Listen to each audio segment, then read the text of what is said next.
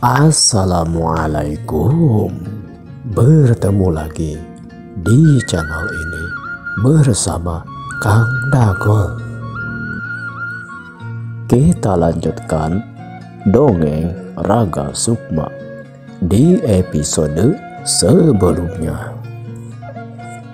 Kang Dagol menceritakan tentang keadaan di rumah Ki Sodagar yang ternyata itu adalah rumahnya Ki Malaka ataupun Kiai Tea.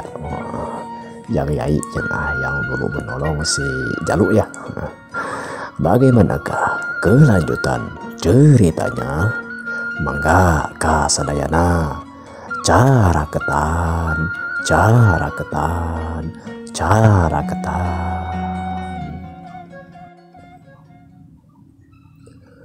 Dongeng Raga Sukma season kedua episode ke-30. Ki Janan, terima kasih karena kalau begitu saya tidak salah mempercayakan tanggung jawab perusahaan kepada kamu. Bahkan saya meminta kamu untuk menjaga keluarga saya dulu ketika saya akan pergi. Kekhawatiranmu pun memang saya rasakan karena ketika saya di lembur Singkur itu tidak sengaja saya melihat ada orang asing di lembur Singkur yang sepertinya seolah-olah menanyakan kejadian atas kematiannya salah seorang warga di lembur handap. Ketika itu saya sedang beristirahat di suatu kampung dan ada seseorang anak muda tapi sudah cukup berumur juga, sekitaran usia 20 tahunan lah. Dia berdagang seperti anyaman bambu ya, seperti boboko gitu, ataupun asupan, ayakan, nyiru, cecempeh ya dan lain sebagainya lah. Ya intinya begini, saya curiga orang tersebut sedang mencari informasi tentang orang-orang yang menolong korban sebelumnya di lembur handap itu. Karena orang tersebut hampir saja bisa ditolong kalau saja saya dan juga salah seorang istilah nama dukun di kampung tersebut tidak kecolongan gitu, Kang. Oh, maksudnya gimana, Tuan? Begini, Janan. Kemudian Kiai tersebut ataupun Ki Malaka menceritakan kejadian ketika dimintai tolong saat Mang Jakatea sakit yang sudah meninggal sekarang ini. Yang selanjutnya diceritakan sampai dia pergi menuju ke rumah saudaranya. Sampai di saat itu, setelah mendengar cerita ataupun menceritakan kisahnya, Ki Malaka kemudian mengakhiri ceritanya. Nah seperti itu. Jadi saya merasa khawatir kalau orang yang berjualan anyaman tersebut, kerajinan tersebut adalah seolah-olah orang yang sedang meneliti atau nalungdik, atau seorang mata-mata yang ingin mengetahui keberadaan saya. Dan tentunya kalau sudah tahu keberadaan saya pikir dia akan mencoba untuk mendolimi saya. Kalau tujuannya adalah saya mungkin bisa mengatasinya, karena ilmu yang mereka praktekkan untuk mendolimi orang-orang sedikit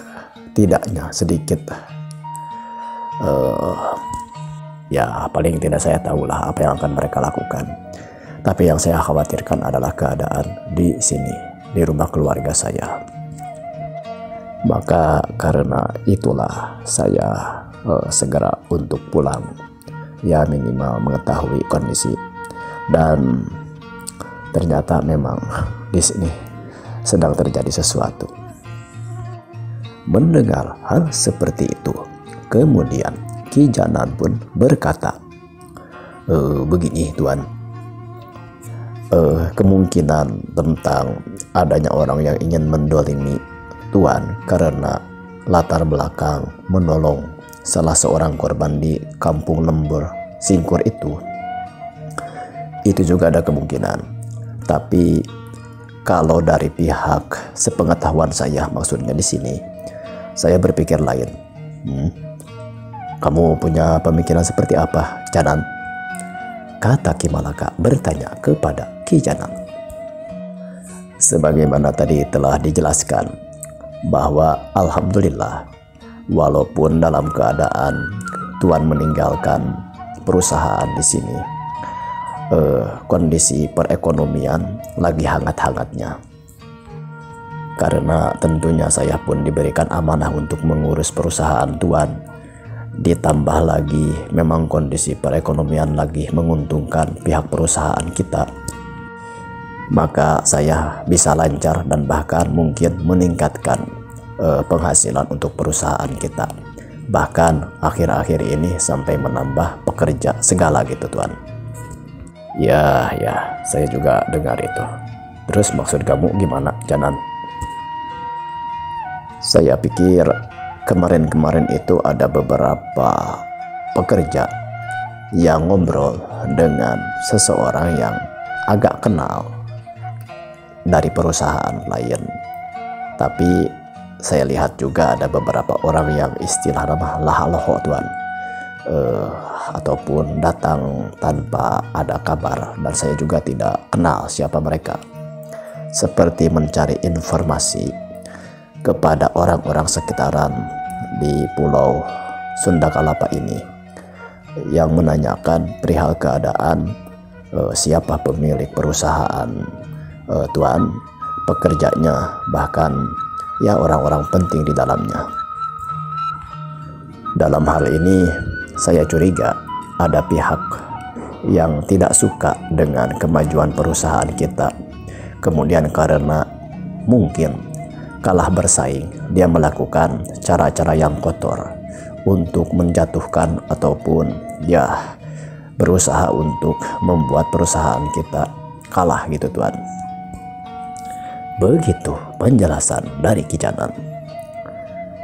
Kemudian mendengar hal tersebut, Ki Malaka pun berkata, jadi maksud kamu ada orang-orang yang jahat yang pertama ingin mencelakai perusahaan kita ataupun mencelakai pemilik perusahaan kita. Ya, secara tidak langsung berarti saya dengan menggunakan cara seperti ini. Mungkin dia melakukannya diawali dengan atau mungkin tidak sengaja. Yang menjadi korban adalah para pekerja-pekerja kita. Begitu maksud kamu, Janan? Dalam keadaan seperti itu, kemudian Kang Jala atau Ki Jala pun ikut berbicara. Kalau menurut saya mah, masalah alasan atau penyebabnya mah tidak perlu kita pikirkan gitu. Yang jelas, apa yang harus kita lakukan agar hal ini tidak terjadi lagi, dan takutnya jangan sampai terjadi korban lagi lah, intinya seperti itu. Mendengar perkataan Ki Jala, kemudian Ki Malaka pun berkata, nah benar sekali Ki Jala. Penyebabnya itu tidak perlu kita pikirkan.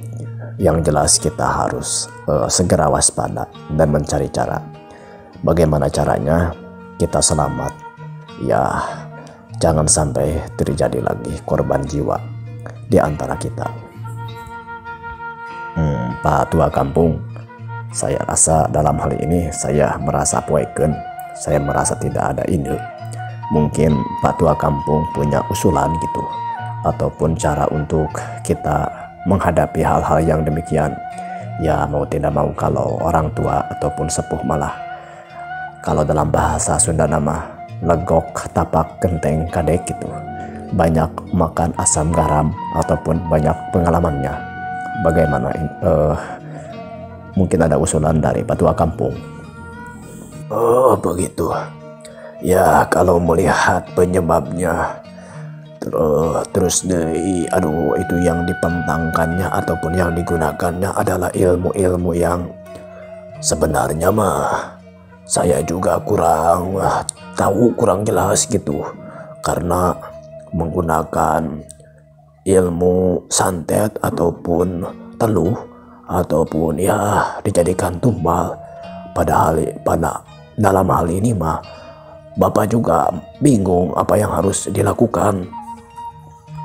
Tapi kalau memang untuk menghindari hal-hal tindakan kejahatan mah ya pastinya kita semua harus, bahasa kasar bahasa Sunda nama caring cing pageh kancing, saring set pageh iket, yang artinya kita harus selalu waspada sehingga orang-orang yang akan melakukan kejahatan bisa antisipasi lah gitu. Patua Kampung mah ada saja. Masa untuk menghindari hal-hal tindakan kejahatan harus menggunakan nasi ini teh? Ada saja Patua Kampung mah, kata Mang Jalak bertanya ataupun menyalahkan apa usulan yang sesuatu yang diusulkan oleh Pak Tua Kampung. Ada saja kamu mah Mang Jalak. Bukan nasi, maksudnya antisipasi. Antisipasi teh naon gitu ya. Coba naon istilahna teh. Kang Jala tong gentekan atuh. Maksud teh antisipasi yang dimaksud oleh Pak Tua Kampung mah cara untuk menghindarkan ya sesuatu gitu. Gimana ini Mang Jala mah? Oh iya itu. Benar Mang Jalan, benar jangan. Antisipasi teh ya cara kita untuk menghindari sesuatu lah gitu. Gitu kirain teh kita menggunakan nasi. Lain gitu. Ya intinya yang tadi dijelaskan oleh Jang Janan, pokoknya maksud nama cara kita untuk menghindari lah hal-hal yang tidak diinginkan lah gitulah antisipasi mah.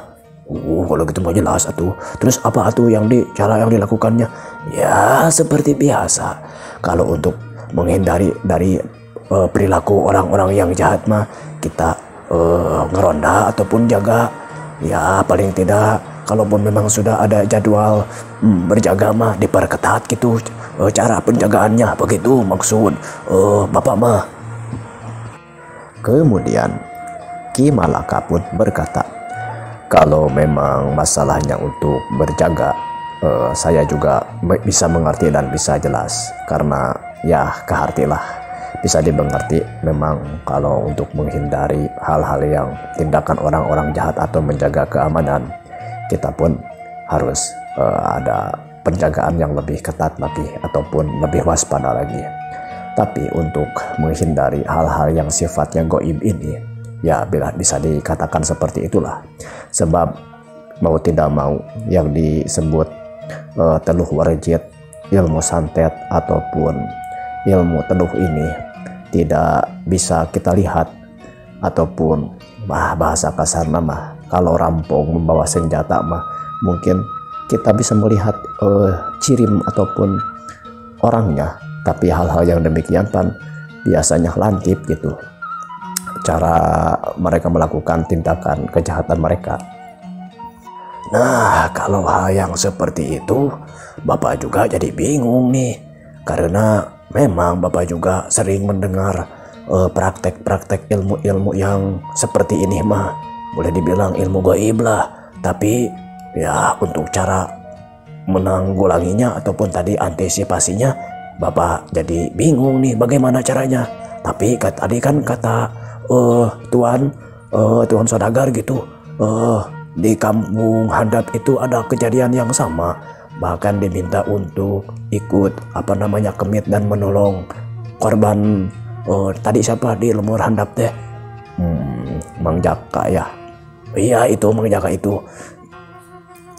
Jadi Bapak rasa Tuan Aden Saudagar juga tahu bagaimana caranya. Menurut Bapak mah seperti itu.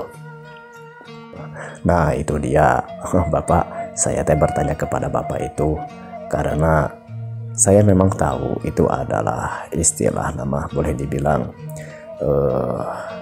menggunakan ilmu warajid, ilmu teluh, santet ataupun yang sejenisnya. Tapi yang saya pikirkan juga itu mungkin ilmu demit ataupun ilmu daripada prajurit-prajurit petingan dahulu di kerajaan. Ya, kerajaan prajurit-prajurit kita masa lalu yang memiliki kemampuan yang luar biasa dan menggunakan cara-cara yang tidak bisa dilihat atau ditebak oleh prajurit-prajurit musuh.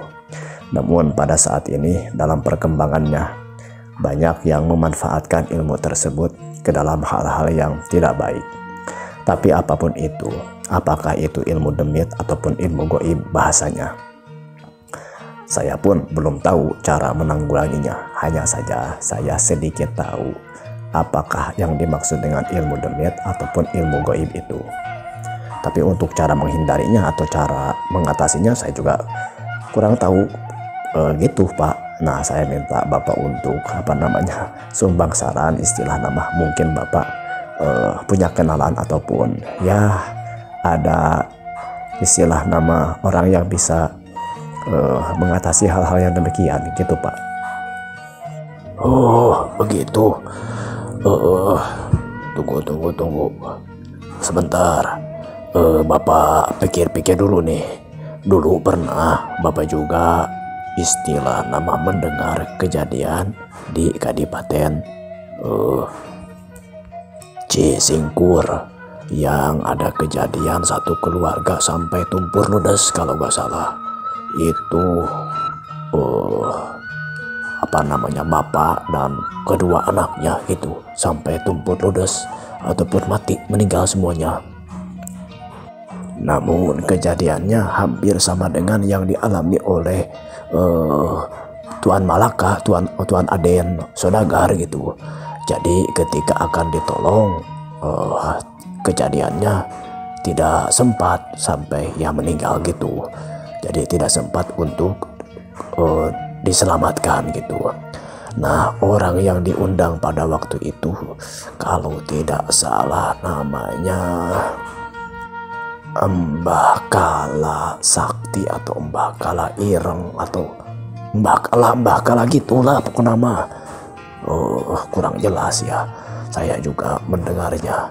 Kemudian saya dengar juga ada yang suka mengobati ataupun suka dimintai tolong gitu. Namanya kalau tidak salah Mbah itu katanya mah di Lembur Handap itu ada. Tadi disebutkan oleh Aden. Iya itu. Tadi siapa yang menemani Aden yang ketika menolong Bang Jaka ya yang korban itu. Kalau tidak salah Mbah Walang maksudnya. Iya itu Mbah Walang yang Bapak tahu mah itu. Kemudian nanti ada lagi gak? Kalau tidak salah ada masih dekat dengan Kadipaten Pasirwangi di Kadipaten ya tempat rakanya Aden menjabat sebagai Demang. Namanya iya Eyang Jati Sakti. Iya Eyang Jati Sakti. Beliau ini dia mah bukan dukun tapi ya orang yang memiliki kekuatan mungkin atau gimana gitu. Dia mah orang soleh. Jadi untuk melihat hal-hal yang demikian beliau sangat mungkin bisa membantu lah kalau menurut Bapak mah seperti itu. Eyang Jati Sakti. Iya itu Eyang Jati Sakti. Ya pokoknya mah intinya seperti inilah. Yang Bapak tahu mah ada boleh dibilang kokolot ataupun orang tua lah. Tokoh masyarakat gitu ya Mbah gitu yang punya pengalaman. Yang pertama tadi Mbah Walang, kemudian Mbah Kala dan juga Eyang Jati Sakti. Ya itu mah Aden silakan dipilih sajalah mana yang mungkin bisa dimintai tolong, mau ditemui juga ketiga-tiganya terserah Aden sajalah gitu. Mendengar usulan dari Pak Tua Kampung, kemudian Ki Malaka ataupun Tuan Saudagar itu hanya mengangguk-angguk Sesaat suasana di ruangan itu hening, seolah-olah orang-orang di sana berpikir dengan apa yang akan diputuskan oleh mereka tentang usulan yang disampaikan oleh Pak Tua Kampung di saat itu. Oh, begini saja. Kemudian terdengar Tuan Saudagar itu berkata, "Yang saya tahu di lembur handap mah, yang dimaksud tadi Mbah Walang, kalau mungkin nama yang dimaksud oleh Tuan mohon maaf Pak Tua Kampung adalah orang yang sama yang saya maksud juga, yaitu Mbah Walang, yang saya kenal juga gitu. Beliau sedang pergi yang saya juga tidak jelas entah kemana. Jadi kalau mencari beliau boleh dibilang agak susah karena beliau sudah tidak lagi tinggal di lembur handap. Kemudian kalau tadi yang diusulkan Mbah Kala, saya rasa itu perlu kita ketahui di mana alamatnya. Apakah Pak Tua tahu di mana alamatnya Mbah Kala tersebut?" Kalau Mbah Kala itu mah saya kurang tahu, tapi pernah mendengar gitu. Nantilah kalau orangnya juga sudah meninggal lagi. Itu teh cerita dari orang tua saya ketika ya menghadapi salah seorang demang di lembur Singkur, ya di Cisingkur, kademangan Cisingkur yang meninggal. Jadi ya kan bapak saya juga dulu, ya orang tua saya adalah tua kampung juga, yang kalau ada seolah-olah menak atau pejabat yang sakit ikut melonggok. Nah, saya mendengar informasi dari orang tua saya ataupun ayah saya. Ada yang disebut katanya Mbah tadi atau Mbah Kala, tapi saya mah itu kurang jelas alamatnya di mana. Tapi kalau yang Jati Sakti ini memang ya saya juga dapat informasi dari dari ayah saya, orang tua saya itu. Dia menyebutkan dengan jelas bahwa Mbah Sakti itu ternyata tinggal di Kadipatenan Pasirwangi, yaitu di Kademangan yang dipimpin oleh rakanya Aden Saudagar gitu. Kalau menurut sepengetahuan bapak malah gitu. Kalau begitu mah kita ada jelas ya rencananya. Jadi kalau yang Jati Sakti ini sudah jelas alamatnya, tapi kalau bisa Pak Tua untuk si Mbah Kala juga kita cari tahu juga alamatnya. Mudah-mudahan beliau juga bisa membantu memecahkan masalah ataupun menghadapi masalah yang sedang menimpa kepada kita, maksud saya. Kalau begitu mah begini saja, karena saya baru bepergian jauh. Bagaimana kalau Ki Jala dan juga Janan kamu pergi ke Kadipaten Pasirwangi, temui kakak saya, sampaikan salam saya, sampaikan juga saya sudah berada di sini dengan selamat. Namun ceritakanlah keadaan di sini dan mudah-mudahan saja beliau bisa tahu di mana alamat yang jelas ataupun rumahnya untuk menemui yang Jati Sakti itu. Bagaimana Ki Jala, Ki Janan, apakah sanggup?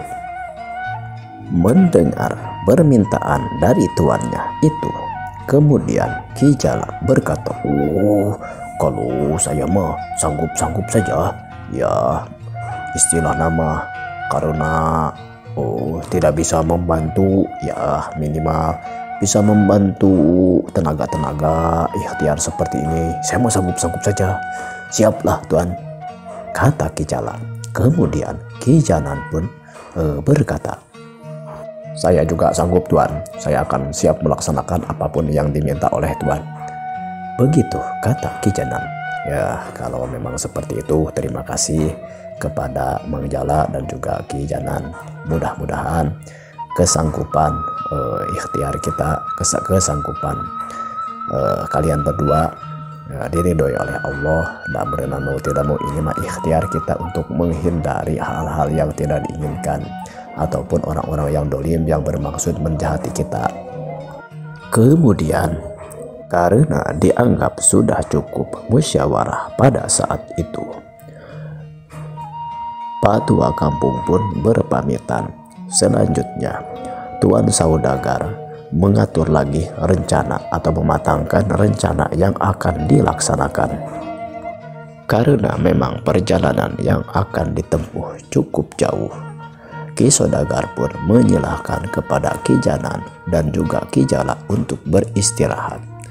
Mereka berdua akan ditugaskan untuk menempuh perjalanan menemui yang disebut Eyang Jati Sakti di Kadipaten ataupun daerah Pasirwangi di keesokan harinya. Singkat cerita, di sore harinya menjelang waktu maghrib atau di sekitaran waktu kalangkang satangtung kalau dalam bahasa Sunda, atau sekitaran ba'da asar, kembali mereka berkumpul di ruang tengah. Pada saat itu berkumpullah 3 orang, yaitu Ki Saudagar atau Ki Malaka, Ki Janan, dan juga Ki Jala. Begini Ki Jala, saya ingin berpesan kepada seluruh pekerja, kalau bisa semua pekerja disuruh ke sini dulu. Saya ingin berbicara ataupun ngabewarakeun apa rencana saya untuk malam ini. Gitu Tuan, silakan atuh, saya akan mau, saya pergi dulu memanggil para pekerja ke sini. Ya silakan. Kemudian Ki Jala pun berpamitan keluar untuk memanggil para pekerja yang lain. Di saat itu kemudian Ki Janan berkata kepada Tuan Saudagar, sebenarnya ada apa Tuan? Mau memanggil mereka semua. Begini Janan, ada hal-hal yang ingin saya sampaikan, karena mau tidak mau saya pikir orang-orang jahat ini akan tetap beraksi, karena saya khawatir incarannya adalah untuk menjatuhkan perusahaan, atau boleh jadi mau mendolimi dari keluarga saya, ataupun karena incarannya adalah saya pikir mungkin keluarga Saudagar atau mungkin saya sendiri. Jadi kita harus tetap waspada sebagaimana tadi disampaikan oleh Pak Tua Kampung. Kita harus carincing pegah kancing, saling set pakai ikat alias waspada. Kamu tunggu sebentar di sini, saya akan manggil keluarga saya untuk ikut bisa berkumpul mendengarkan apa yang saya akan sampaikan. Kalau begitu mah tuh biar saya saja yang memanggilnya. Tidak apa-apa, biar saya saja. Kamu tunggu saja di sini. Mangga Tuan. Beberapa saat kemudian orang-orang pun sudah berkumpul di ruang tengah rumahnya Tuan Saudagar.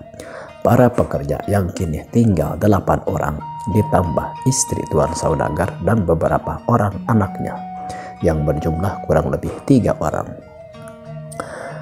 pun sudah berkumpul. Dengan banyaknya orang tersebut, walaupun banyak orang-orang yang berkumpul di ruangan tengah itu, namun masih boleh dibilang cukup karena ruangannya cukup luas. Dan tentu saja dikarenakan rumah Tuan Saudagar ini memang sudah termasuk rumah yang gedong dan juga luas. Setelah semuanya berkumpul, kemudian Tuan Saudagar pun berkata, sebagaimana sudah diketahui bahwa di rumah ini pada saat ini sedang mengalami suatu kejadian yang harus kita waspadai bersama, dan terutama kejadian yang membahayakan itu sering terjadi setelah matahari terbenam, kisaran setelah ba'da maghrib ataupun menjelang isya. Nah, oleh karena itu saya harap semuanya bisa waspada dan bisa berhati-hati. Pertama, saya minta rumah singgah ataupun tempat para pekerja tinggal dikosongkan saja. Adapun benda-benda berharga ataupun istilah nama pintu dan jendelanya silahkan diusahakan untuk ditutup dengan rapat ataupun ya sing tarapti lah. Berhati-hati semuanya dikunci dan ditutup. Dan malam ini saya harap usahakan, bukan saya harap, saya perintahkan untuk tinggal di sini. Kita tidur bersama di rumah saya ini saja.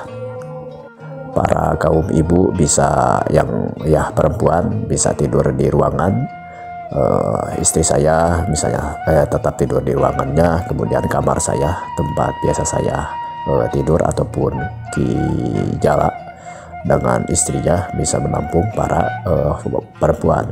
Sedangkan para laki-laki kita bisa tidur di ruang tengah ataupun ruang depan sambil kita berjaga menghadapi hal-hal yang tidak yang mungkin yang harus kita waspadai lah gitu. Selain itu, para kaum laki-laki kita atur waktunya untuk bisa tetap ngaronda ataupun jaga malam sehingga tidak semua yang berada di rumah ini tidur gitu. Kemudian dengan singkat, Tuan Malaka ataupun Raden Sodagar menjelaskan hal-hal yang harus dilakukan pada malam itu, yang intinya mereka tetap waspada. Alhamdulillah, singkat cerita, sampai pagi hari tidak ada kejadian yang tidak diharapkan karena memang mereka sudah waspada dan berkumpul di rumah itu.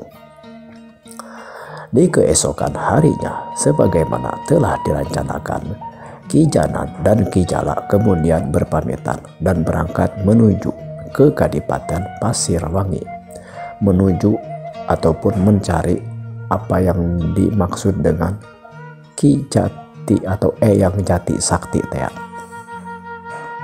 Tentu saja hal itu kemudian diizinkan dengan diiringi oleh doa. Ki Malaka ataupun Raden Sodagar mengantarkan sampai ke depan rumah kepergian daripada Ki Jala dan juga Ki Janan ini. Ki Malaka melihat kepergian, memandang kepergian Ki Janan dan juga Ki Jala yang berkuda menuju Kadipaten Pasirwangi sampai tidak terlihat ditelan oleh belokan di jalan yang mereka lalui. Setelah mereka berdua pergi, kemudian Tuan Saudagar itu masuklah kembali ke dalam rumah. Kemudian ketika masuk ke dalam rumah, langsung disambut oleh sang istri sambil tersenyum manis, memandang penuh dengan kerinduan kepada Tuan Malaka ataupun Ki Saudagar itu. Selanjutnya sang istri pun berkata, "Sudahlah Kakang, memang keadaan pada saat ini sangat mengkhawatirkan, tapi Kakang harus tetap bisa menjaga kesehatan dan juga bisa menjaga diri. Ya, istilah nama kita tenang saja karena ya ikhtiar mah sudah kita lakukan. Tinggal kita menunggu saja hasilnya." Terima kasih Dinda, nasihatmu sangat menenteramkan hatiku. Waktunya mohon maaf, waktunya sudah cukup untuk episode kali ini. Semoga terhibur dan bisa berkenan mengikuti ataupun menyimak video-video dari Kang Dagol di episode selanjutnya. Like, komen, dan subscribe-nya di atasku Kang Dagol. Kita bertemu lagi. Wilujeng patepang deui permio.